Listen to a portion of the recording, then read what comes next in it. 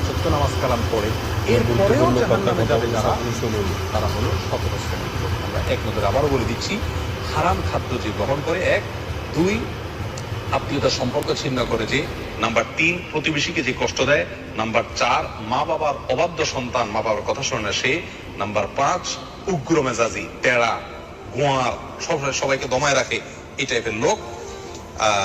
Number 6 অধীনস্থদেরকে, প্রজাদেরকে, যে সমস্ত শাসকেরা, যে সমস্ত রাজারা, যে সমস্ত রাষ্ট্রপ্রধানেরা, সরকার প্রধানেরা বা যে যে লেভেলে আছে সে তার প্রজাদেরকে ধোঁকা দেয় যে তারা। নাম্বার 7 অন্যের সম্পদকে অন্যায়ভাবে আত্মসাৎকারী ব্যক্তি। নাম্বার 8 উপকার করে কারোর খোঁটা দেয় যে ব্যক্তি, সে জান্নাতে যাবে না। নাম্বার 9 চগলখোর ব্যক্তি জান্নাতে যাবে না, মানুষের পিছনে কথা লাগায় বেড়ায় একজনের আরেকজনের কাছে। নাম্বার 10 অন্যকে নিজের পিতা হিসাবে, নিজের বাবাকে না বলে পরিচয় না দিয়ে অন্যকে নিজের বাবা হিসাবে, পিতা হিসাবে